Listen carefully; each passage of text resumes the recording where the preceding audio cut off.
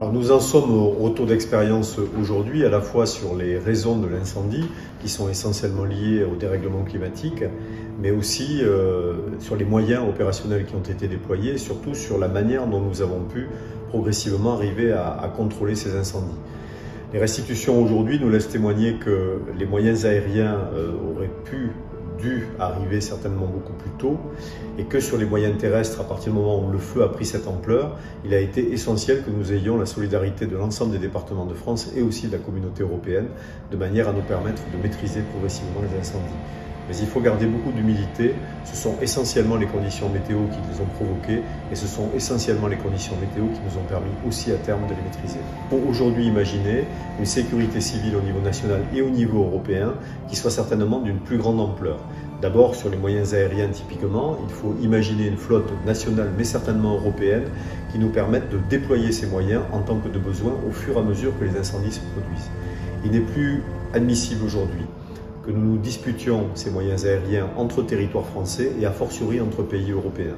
Donc il faut bien imaginer une nouvelle stratégie qui soit aussi beaucoup plus active sur les questions de prévention en amont et qui soit ensuite à la hauteur sur les questions de protection, ce qui signifie aussi revoir probablement les moyens des SDIS pour faire en sorte que les moyens terrestres soient aussi beaucoup plus importants que ce qu'ils sont aujourd'hui. Alors si les colonnes de renfort fonctionnent bien évidemment, au contraire nous avons été très soulagés de voir à peu près 60 départements en France venir amener des colonnes de renfort. La vraie difficulté c'est l'attaque à feu naissant. Il faut que nous soyons impérativement en capacité de répondre très vite sur un feu naissant. Un incendie c'est un peu comme une crise cardiaque, si vous intervenez rapidement vous pouvez sauver la personne, si vous intervenez en prenant beaucoup plus de temps il sera trop tard. Donc un incendie c'est la même chose, il faut l'éteindre à feu naissant et pour cela il faut que nous disposions à la fois des moyens aériens et des moyens humains. Nous avions les moyens humains, mais les moyens aériens n'étaient pas là et les conditions climatiques qui ont fait que ces incendies ont pris de l'ampleur ne nous ont pas permis de les contrôler immédiatement. Alors 12 Canadair c'est insuffisant, il faudrait y ajouter les Dash et puis les hélicoptères bombardiers d'eau. Ce qui est insuffisant c'est le nombre d'appareils, ce qui est mal adapté aussi c'est la question de la localisation.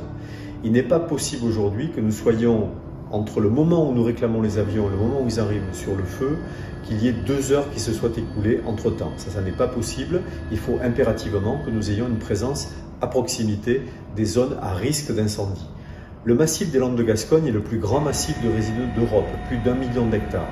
Il faut donc impérativement prévoir que du début de printemps jusqu'à la fin de l'automne, des moyens aériens soient présents sur le massif des Landes de Gascogne pour pouvoir les déclencher très vite et qu'ils soient opérants très rapidement. Jusqu'à présent, cette forêt des Landes de Gascogne a toujours été une forêt d'exploitation. Donc il y a une logique de culture, mais aussi une logique de protection avec un réseau de pistes forestières, 42 000 km de pistes forestières en Nouvelle-Aquitaine, et aussi des réseaux de pare-feu. Mais il faut aujourd'hui imaginer que le changement climatique amène d'autres questions. Faut-il un petit peu plus de mixité en termes de peuplement? Faut-il plus de réseaux de pistes forestières? Faut-il de plus grands pare-feu?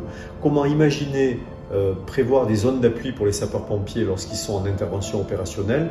Je crois que ces questions-là devront désormais être traitées en se disant qu'il faut désormais adapter aussi ce massif à la réalité contemporaine qui est le changement climatique qui est devant nous. Les propriétaires, évidemment, sylviculteurs, vont d'abord couper les bois et les évacuer. Ça, c'est un risque sanitaire qui nécessite une intervention très rapide parce qu'il pourrait y avoir une prolifération de parasites. Donc, il faut absolument enlever ces bois. Ensuite, il faudra les replanter, mais attendre un certain temps que justement la purge sanitaire soit effectuée sur les parcelles. Et ensuite, évidemment, il faudra replanter parce qu'encore une fois, c'est une forêt d'exploitation et donc des sylviculteurs en vivent aujourd'hui. Donc, il faut que nous imaginions que demain, nous puissions replanter et surtout permettre d'avoir à nouveau du bois pour une filière forestière qui comporte aujourd'hui sur le massif 70 000 emplois.